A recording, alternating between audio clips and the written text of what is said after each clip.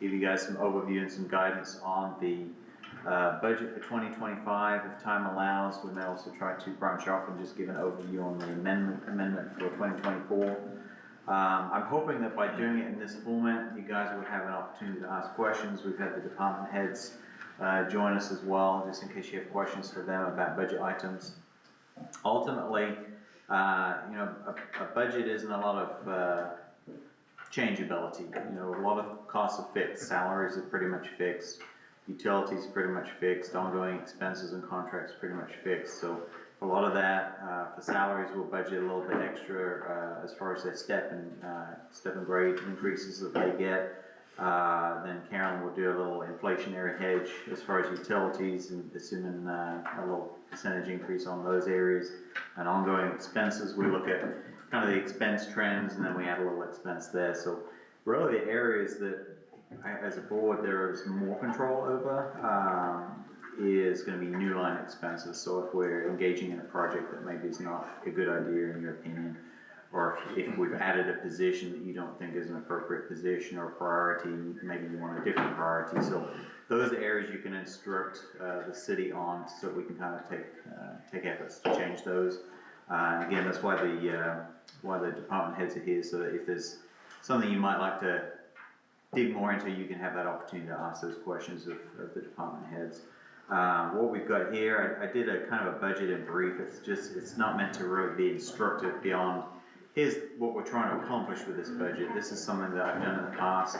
It goes out to the public just so they can also see, what are we trying to accomplish here. There's some pie charts. Everybody likes a visual, showing you where the money's going, and you can usually see pretty quick that, there are some pretty big areas. Salary and fringe is usually the biggest area.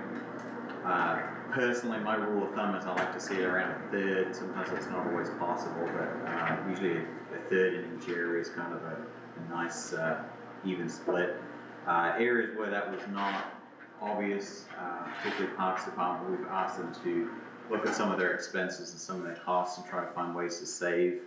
So I think Sam's been covering for Jason. She's taken that on. It may not be in time for this budget to be completed, but certainly going into the next year, I'm looking for 10% savings on each program for the Parks Department, and then a closer look at the seasonal employees. It looked like over the last 3 years they've ballooned by an addition of 200,000, so that's a slightly eye-watering number. So we're hoping to get that brought back down a little bit, or at least assess why that got so high. Other budgetary highlights we have here, we've added a new position for an assistant financial officer.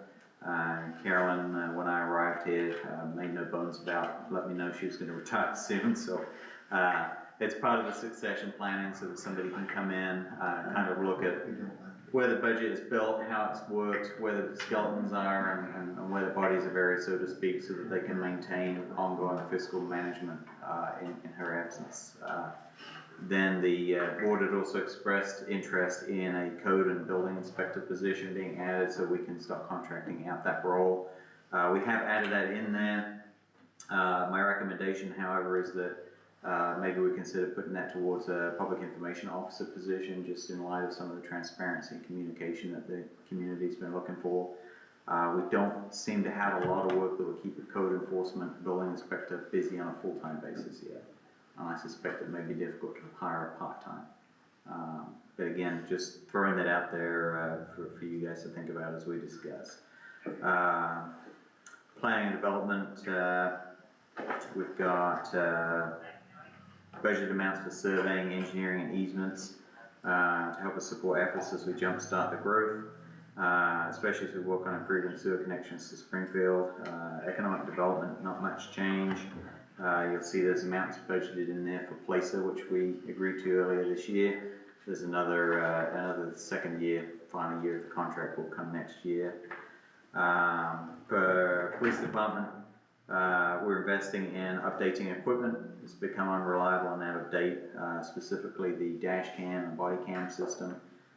It's become inherently unreliable, and it's definitely time to change that. I think the hardware side of things is just not really functioning, so it's got nowhere to go and difficulty finding stuff. So we found a lease option at $98,400 over 5 years.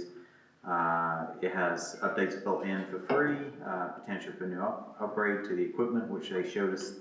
They've got a new one on the horizon, so if we bought in, they would upgrade to the new body cam, unlimited storage, and some online tools, which will help the police department present and prepare cases for court and investigations. And then you'll see some purchases in there related to adding new equipment to the 2 new cruisers we've added under the lease plan. And then some laptop upgrades, minor building updates, but otherwise pretty much status quo for police department. Court, some new laptops there and a slight increase in pay for the 2 staff that basically run the department. Otherwise you see no major changes there. Streets department, I asked that Carolyn remove a significant sum for street work next year. It was apparent that there was going to be a very, very large transfer from our reserves to fund operations next year if we went ahead with the street plans. So what I'd like to do is, rather than just hit streets that we think need to be done, we had budgeted with doing a pavement management survey next year where they'll actually ride the roads, figure out what road conditions are looking like, and kind of give us an idea of our true road quality index to help us develop a strategic plan and know which roads to hit and when to hit them. We can use that to also inform our crack and center line sealing to maintain the good roads that we have in good shape. So it seemed wiser just to pull that money out and leave it in the reserve until we need it. It brought the transfer down from just over $1 million to just over 600,000. So it made a substantial difference. Streets is also looking to purchase a mini excavator, the cost of which they could split between all the public works departments, as well as a milling head, asphalt box, and possibly a road roller to help them with some of that work as well. And then water, we haven't of course done the rate yet, but we're anticipating that with the rate increase being approved, that'll help increase our reserves ahead of the anticipated work we have coming up. Carol and I have different ways of doing things, but I noticed without really talking about it, our conservative revenue estimate was within about $8,000 of one another. So being pretty conservative on that. We do anticipate new growth. We do anticipate the enhanced rate structure to improve revenues, but we didn't want to overcompensate when we were putting things together. We've budgeted in there as an additional line, $150,000 to clean and restore the interior of a water tower, being down there in the Meadows area. $50,000 for water line improvements and $60,000 to purchase new meters to support growth. The meters are kind of reimbursed on the developer side, but we do have to buy that initial stash to have them on hand. Sewer side, the sewer represents more careful spending. However, it is important to note this will be the largest financial undertaking for the city in over a decade.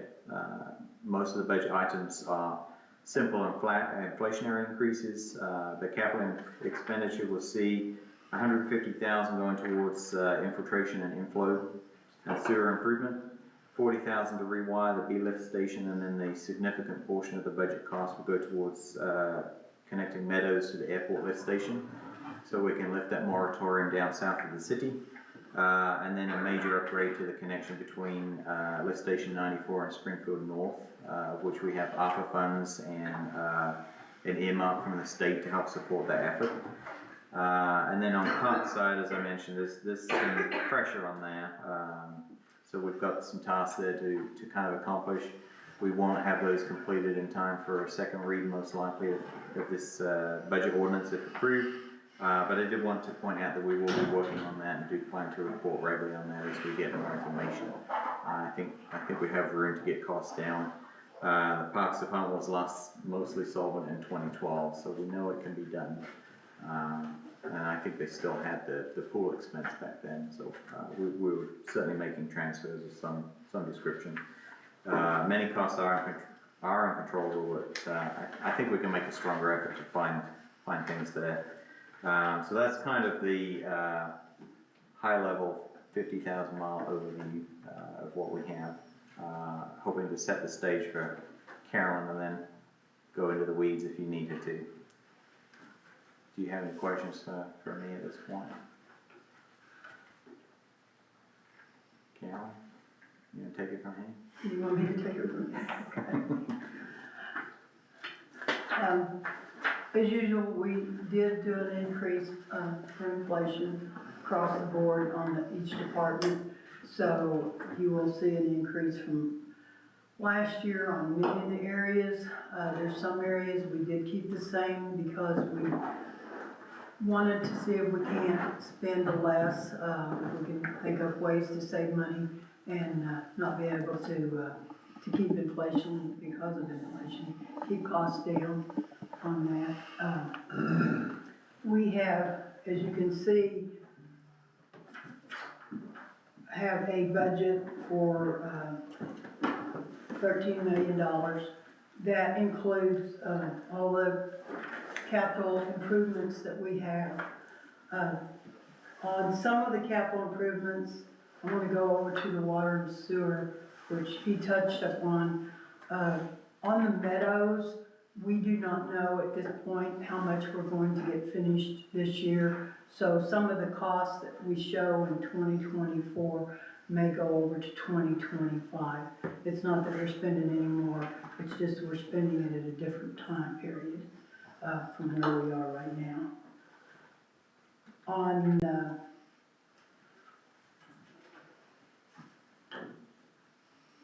each, like I said, capital improvements,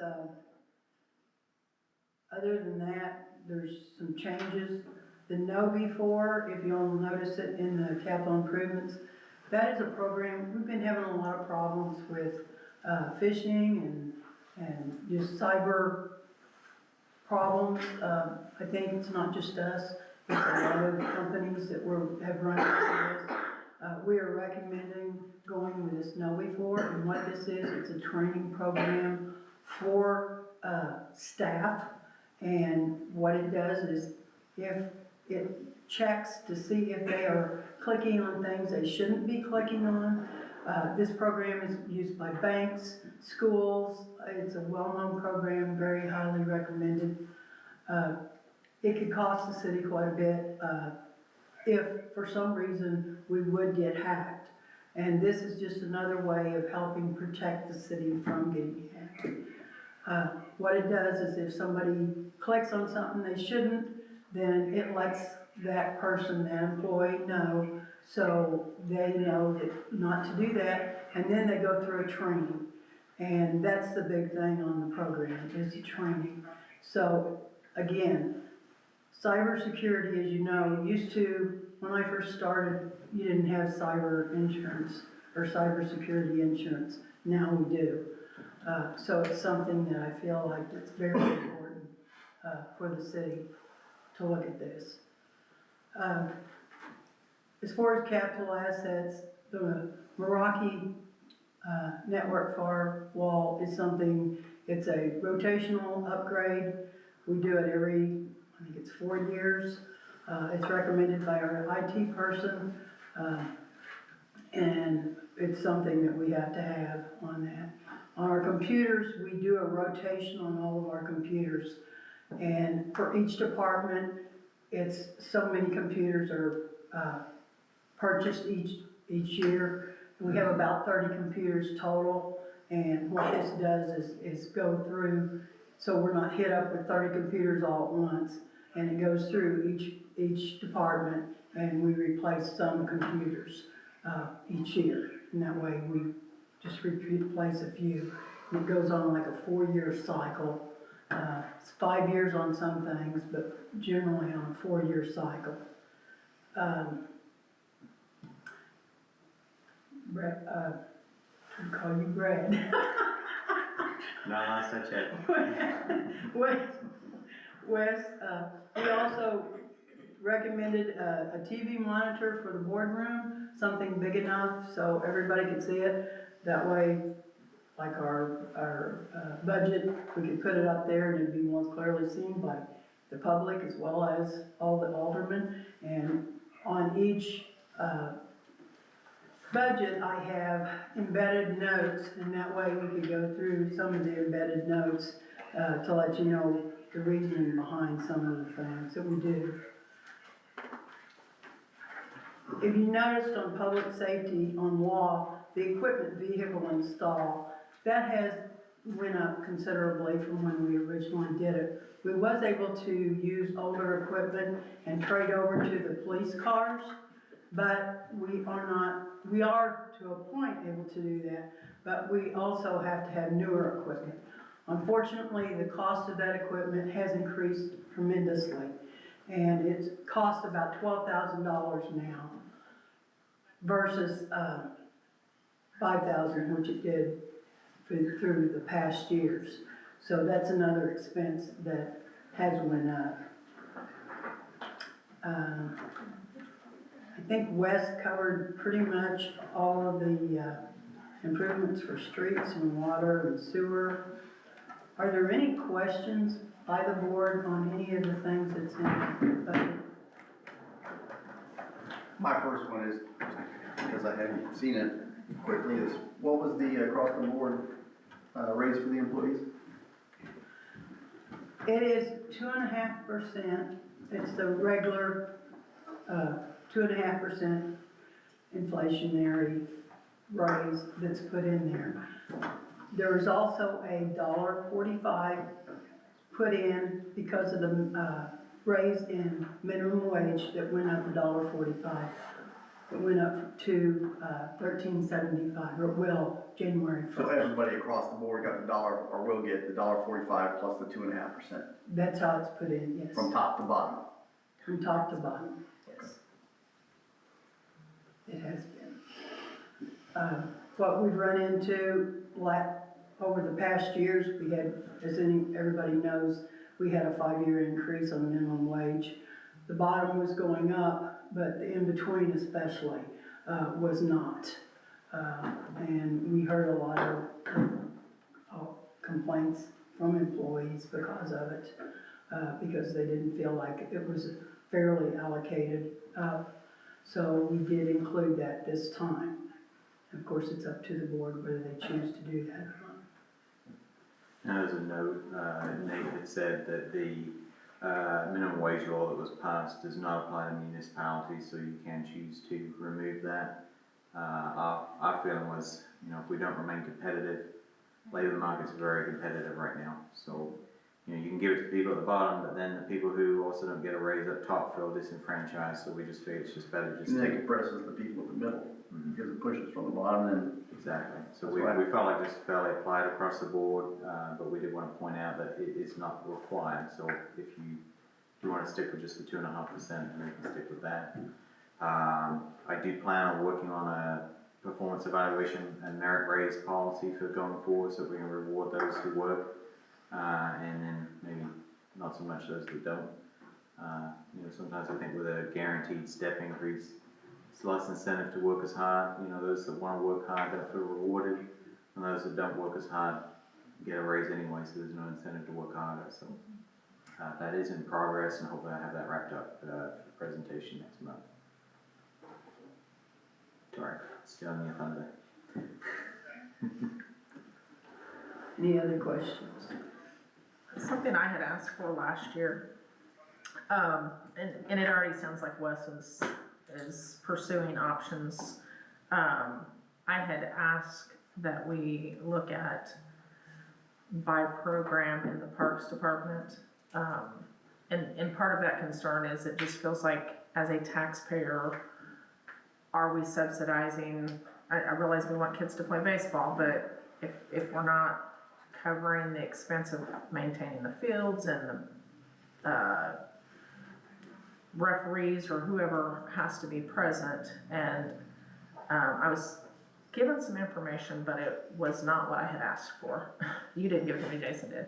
And I told Jason it wasn't what I asked for, but it sounds to me like Wes is already tasking that, but again, I know it might be minuscule as far as keeping track of each little thing that they do. I do have a concern with the daycare situation, how it has turned out thus far. We jumped on board, okay, we gotta have a bus, we have to do all these things. a great situation, maybe. I know Springfield has a Sparks program that is conducted at the schools, and Sparks isn't transporting them to and from, and I don't know if we could collaborate with the schools on that, but I just have concerns that we've started another program that's probably gonna be a loss, and the taxpayers are gonna be subsidizing it, and because we started it, we can't kill it. So, again, I just ask that you. We had Sam, do you want to talk to some of the by program costs? We had a conversation earlier today and kind of referenced that they're tightening belts and looking for, stuff that you can reuse, and do you want to maybe elaborate on that a little bit? Regarding, cutting costs and just better budgeting practices. The after-school program, still hasn't fully taken off or anything, but it also got started after a lot of people probably found alternative care outside of Tiger Tails. We're still in cahoots with the schools they're supposed to reference every single person that they get put on their wait list, to us, and we're not charging more or less, than them, because that way we're not in like just absolute competition with them on that. But, I mean, budget-wise, like the bus it's not just for after school. Our summer camp, those kids they have weekly field trips that we take them off-site somewhere. We trade pool days with summer camps in Ozark and Nixa. Sometimes Springfield Pools will get on board with it. And we're also planning, I have Brenda planning program expansion into adult programming, like for the seniors, to be able to do kind of like adult field trips and stuff like that with the seniors. So, and I will say our other bus, the brakes went out on it. So it was either kind of a no bus or a bus kind of situation. But we're working on budgeting. I've got my whole team planning out their full year next year. We're looking for things that we can cut back on, things that do need some investment, and I've got them planning it out minimum or maximum by quarter. I'm trying to have everybody plan everything out by event so that they can look at their spreadsheet and they know, well, I've got, this is the exact percentage of my full budget that I can use for this. If I want to spend more than that, then it's gonna have to come from somewhere else.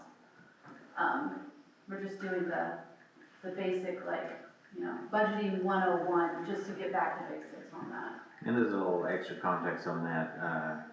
What did we talk just about this time last week? So, I mean, we're only a weekend, but Oh, yeah. we met earlier today about something else, and Sam was kind of filling me in on some of the things that she's trying to get in place already to, so getting to the end of the year and going, boss has told us to cut back. Now they're actually proactively planning. You have this much of this budget that you can use for this thing. And then also trying to get 10% cuts on each of those areas to try and bring it down a little bit as well. So it may be a while before it bears fruit, but we're certainly working towards that, and certainly I think a cost benefit analysis by program would be beneficial to help that as well. And then I think, and I know Jason had mentioned indirect cost or covering cost, like with the parade last week. I think part of that is if you're running a daycare at the rec center, there's an indirect cost of you've got more kids there, you're using more toilet paper and all of the things that I would hope that you would build that into not profitability as in being profitable, but profitability as in not being a burden on the taxpayer. Sure. And I do know Wes is working on that. We've talked about that before, so. Yeah, I think I would look at it as a measure of how much we have to transfer to support parks, and if we can get it back in 2020, it was a $74,000 transfer, but of course COVID was happening. But the next closest thing was back in 2012, which is a similar transfer. So we can get it back down to, you know, at least under 200, I think, we're in a better place. That's gonna be the capital improvement tax anyway, that is gonna go into the pool. That will be my performance metric, is seeing, you know, getting it back down to that. And then hopefully when the pool drops off, and I believe 2034, 2034 or 35, I think, thereabouts, yeah. we should then see the Parks Department hopefully start to build reserves, but I ideally would like to see them start building reserves sooner than later. We had an offer for a lease buyout on their tower, which is not very competitive, so I've pushed back for a bigger number, but I hope that, you know, if that works out, that'll put some money in their reserve that maybe they can rely on for a little bit. We're working on stuff anyway. I know the thing that concerns me is the transfer over to parks has increased, it's tripled over the last 5 years. So what was the transfer last year again? Last year it was, well, they had the inclusive playground, so it was a little different. Take that out. Well, It was, Get just there. a second. Hold on, I'm bringing it over.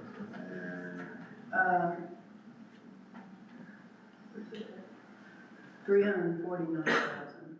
349K, and that came out of general to parks. And then in 2023 it was 490, 2022 it was 214, 2021 it was 75, and 2020 it was 100K. So, I don't know, the board might consider, I know, and it's nice to have new programs, but maybe some of the programs we have, maybe we need to consider, I'm sorry, Wes. instead of, I'm following, Carolyn. Hold on 2 seconds. You said that second number was 400 and... Ahead. Can you see them on your screen? I've got them highlighted right there. And then next year we're proposing the one on the very far right. So 23 it was 490? Yes. 2022 it was 214. 2021 it was 75. And 2020 it was 100K. and to give one thing, minimum wage has changed considerably in the last 5 years too. So that is part of the problem right there.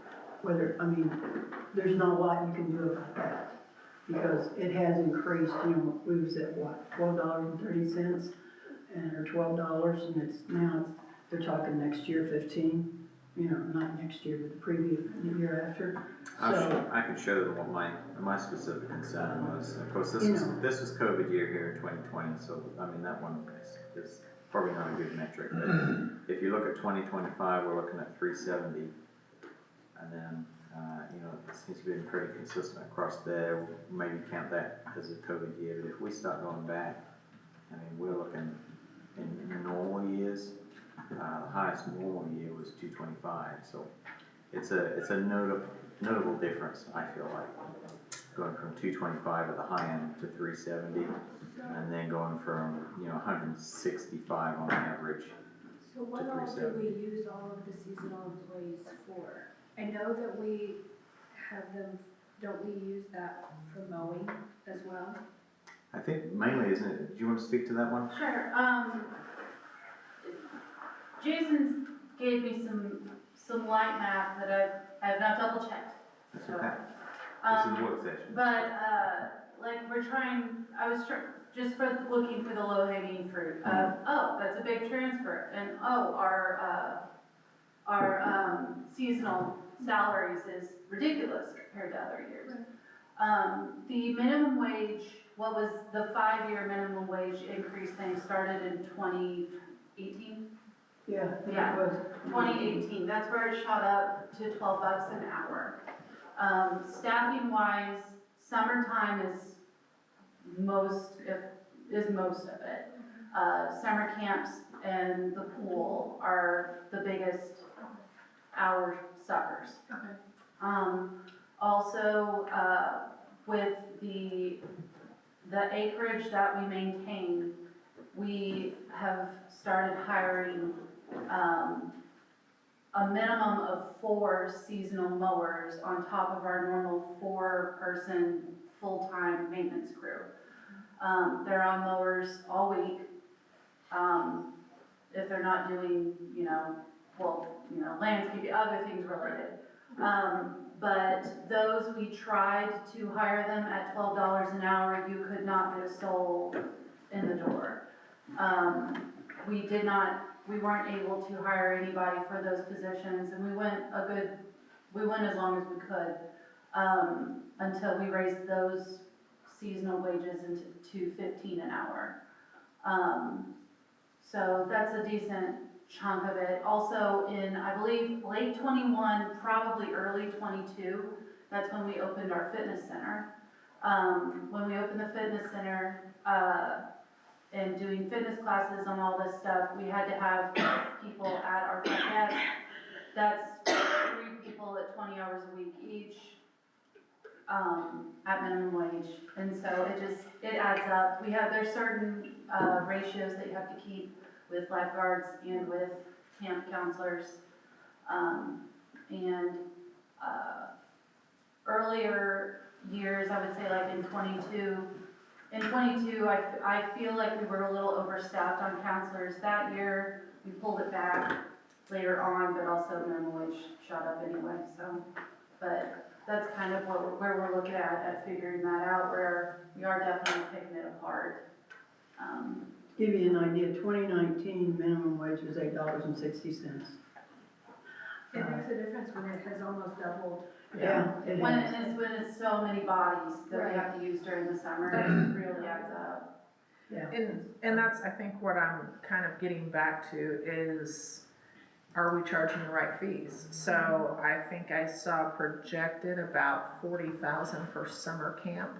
Is that take care of all the fees, offer something back, even if it's building maintenance to the rec center, plus all of the activities? And that's what I was asking Jason.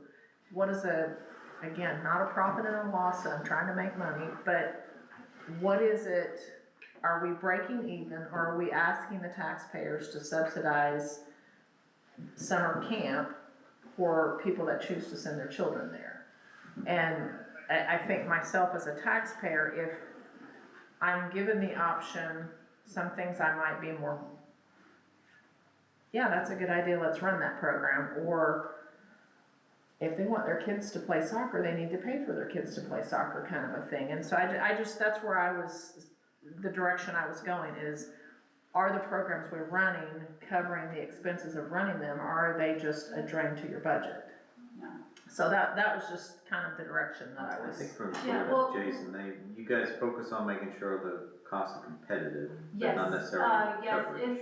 it doesn't, just being in the world of youth sports, I don't have one in youth sports or anything, but, it doesn't seem to be any big deal for people to drive to Republic. Their facilities are better. They make better money, so they probably pay a little better, that kind of thing. So they're staffed well. So we try to maintain competitive rates. All parks departments are friendly with each other. We're flattered when we steal each other's ideas and stuff like that. It's a great industry. So we call each other and we see like, oh, what are these people charging? We look at their websites and we look at what does that come with? That kind of thing. I mean, I don't know that we've done that. I mean, I haven't been involved in that in this year, but I mean, I know that we do evaluate that, and we will again for the new budgets and everything like that. Because we should be at least breaking even. And I mean, I'd like to make a profit, but at some point you reach a point of critical mass where people won't sign up anymore because you're too expensive. And that's what I'm saying, so you run it cheap and then the taxpayers are subsidizing it. And so, I mean, it's gonna cost you, if you analyze and say it costs $150 for every kid to play soccer, but there's no way parents are gonna pay that, it's still gonna cost you $150, so the taxpayers are then subsidizing it. And that's all that I have asked, is that we analyze the programs, and again, I think that's the direction Wes is leading as well, so. Not add on to that, in addition to analyzing what we have, you know, I would question, the sanity of continuing to add programs throughout the year if we're hemorrhaging this kind of money. So that would be a message I would send, that as far as creating new things, other than what we've already got on board right now, I don't think it makes sense to start new programs until we get the reins on this. That's just my, I agree. I don't want anything added to my schedule. I'm busy enough. Well, I mean, But like what Joyce says, sports, I mean, we need to look at what's Yeah. I mean, What's profitable? granted, you have to Where do you look draw at, the you know, line? from a overhead perspective, you have to look at quality of life issues, and no park's not always gonna be profitable, but what makes us a great place to live, you know, what kind of programs do we have? But obviously, considering our financial challenges, it's certainly something that we have to consider and be mindful of. And maybe when times are more robust, if they ever are more robust, then we'll consider other new exciting programs. Yeah, And I think you can I shoot on the same discussion we've had about water and sewer into this. It's kind of a cost to serve structure. Parks ideally would be at break even. Whether they actually get there or not is difficult to say, but you may have a very profitable program that allows you to run two very unprofitable programs and then they break even. You know, the goal is not necessarily to be profitable overall, but so I think there's plenty of room to improve, and I would agree. I don't think we need to add anything new until we can kind of rein this in and figure out what direction we need to take next. Carolyn, do you have anything left to add on this one? I mean, the thing of it is, I mean, it's not gonna get it better unless we do something. It's as simple as that. So, I think the board needs to make a decision on what they are willing, you know, to do. I mean, prime example, we pulled back a street project because the funding is not there without pulling it out of reserves, but it Right. often feels like there is no reserve pull-out stop when certain programs just, we have to continue funding them. And so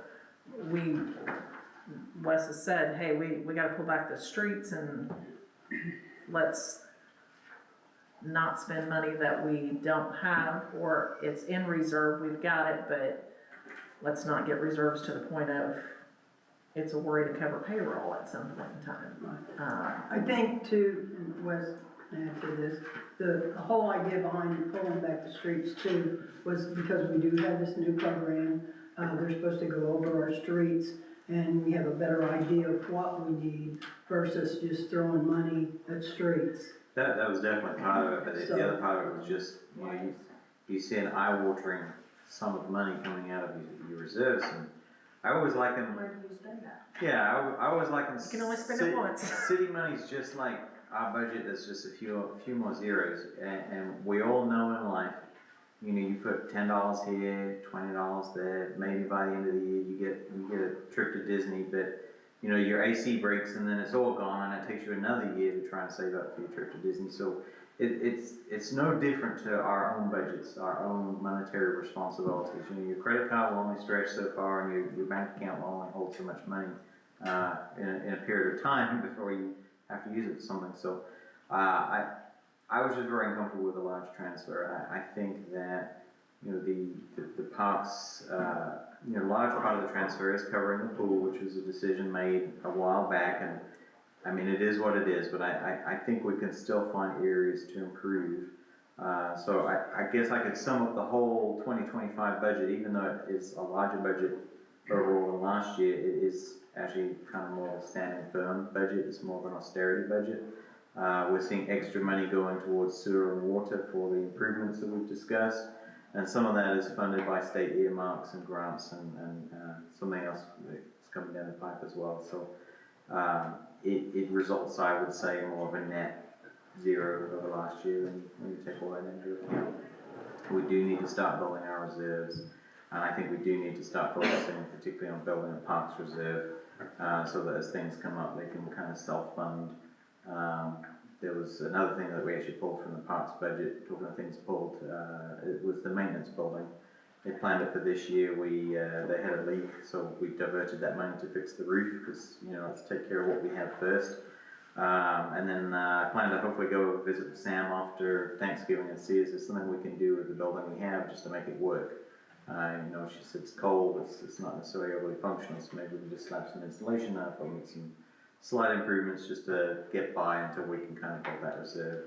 Right now, Karen tells me her reserve plan for the Parks Department is to build the general reserve to cover the Parks Department. So I'd like to see that transition off to where they have their own reserve, and general does not have to kind of put the money aside for them as well. And I think that will benefit us all greatly moving forward.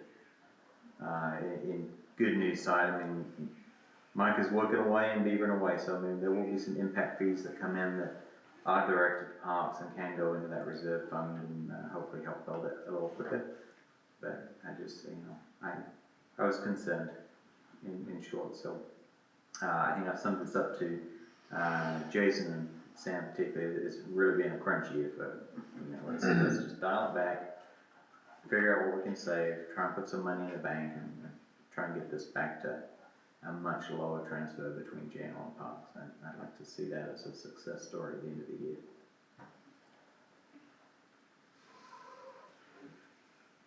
Also, if you looked at the budget too, there was some new accounts that were added. Working with Mike, he came up with some new breakdowns on the codes, and we pulled the building out from the general and put it in planning, and also added, like I said, a breakdown, here. Like, The impact fees, right? yeah, the impact fee, water capacity fees, that kind of thing, different breakdowns on that. So all of the development fees that you guys approved 4 months ago, they've all been added to their own sub categories. So at any given moment, we can pull up and see what the water impact fee is for the year, because they're all in their own accounts. Thank you. So, sorry, go ahead. Go ahead. You're doing good. You're doing great. I've reached the limit of my knowledge of the budget. I just wanted to bring that up, if you noticed that there was some new accounts on there. Are there any other questions about? I got one since we have Trevor.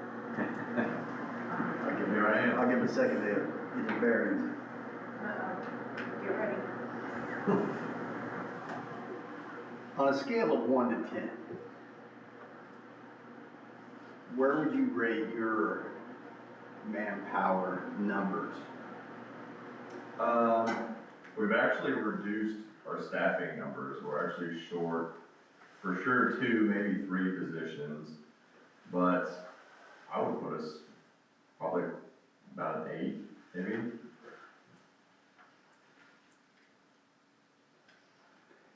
Because from my point of view, it seems that you're one of the highest priority departments with, the reports that I see every week and look at the water breaks and the constant emergencies.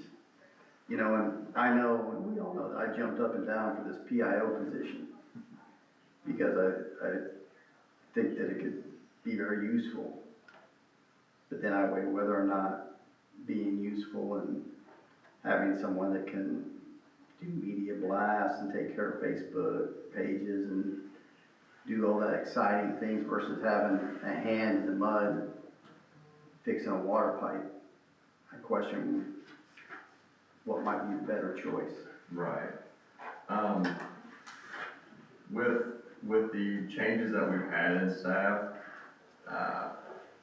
we kind of had to have more fluff, I guess, to make up for the kind of dead weight that we had. We've cut that fluff out, and we're paying less, and we're getting a better product in the end. So you don't want to carry too many people through winter time, just because there's not a whole lot to do through winter with them, and everything. So I think we're really probably sitting in a pretty good spot as far as staffing. I think a PIO would probably help us out really. This has gotta be a first, a department head saying, I don't need the personnel. I know. Somebody write this down. Yeah, I You're know. being recorded right now. It's on.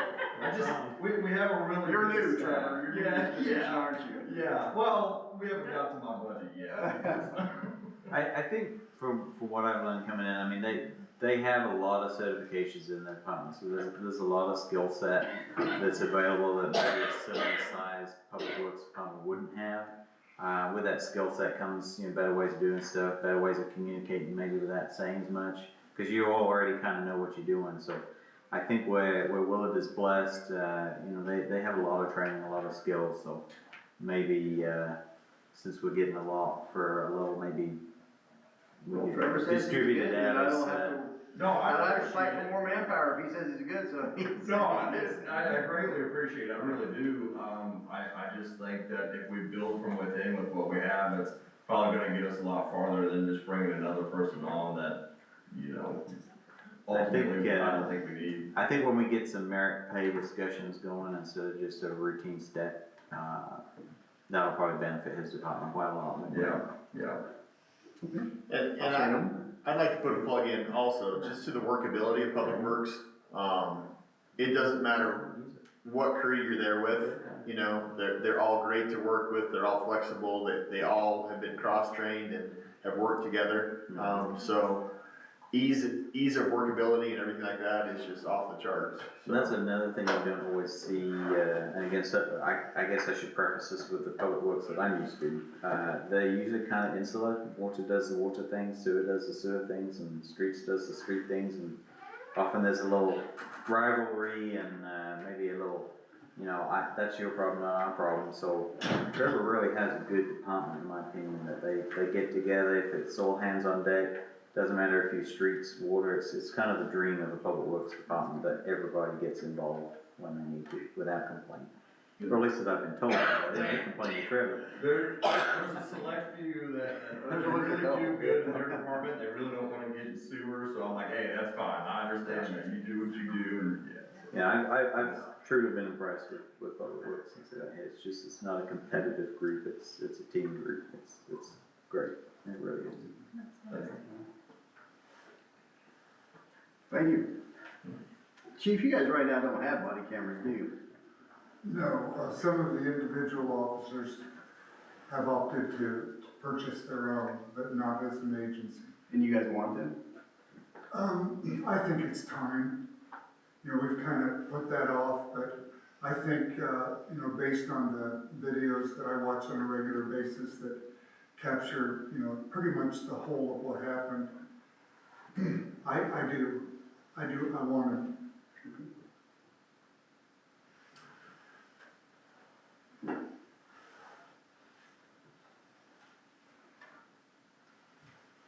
I'm just firing away since we don't have any, might as well. Stay away from planning. And so you don't have enough for a full-time residential inspector?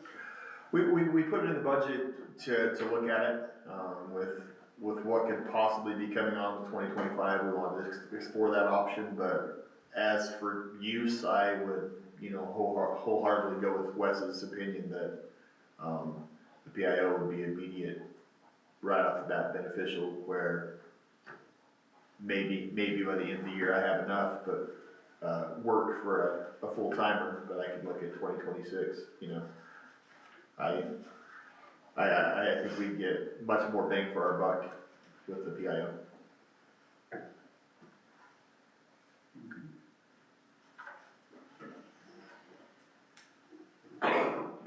What did we spend this year on contracting that out? The alderman has limited that to 24,000, so, that's my answer, 24,000. And then I'll be out inspecting. They were grouping together for us. That was separate. Just thinking that you, not contracting it out, you would be able to control accountability better. But Yeah, and That's true. And we would only be really picking up half the salary, cause you're already paying half that out. Don't forget this fringe and everything as Well, well. yes, but. So, and like I said, I've had good discussions with Wes and everything like that.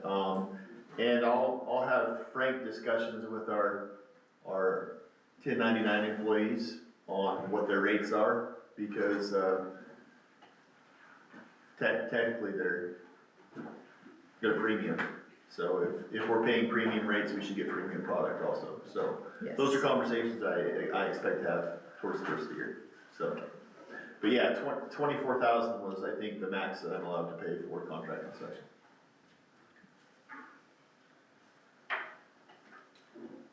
If there are no other questions or concerns about the 2025 budget, I'll let the department heads leave if they like, go and get some dinner, or they're welcome to stick around too.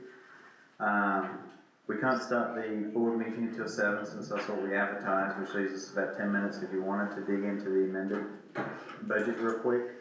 It's hopefully gonna be pretty short and sweet though. So if not, we can take a 10-minute break and start up at 7 o'clock. Whatever you guys wanna do. Can we get it done quicker this time? Yeah, maybe. I think you got it pretty quick this time. If there's nothing, I'll turn off the recording and then we'll restart at 7. Can I make one note to that? Sure. You had said, a mini excavator for streets, but it was actually just a breaker for our mini excavator. Oh, okay. Yeah, so I just wanna throw that, we're not buying another mini excavator. Yeah, okay, I appreciate the clarification. Yeah. Yep, thank you.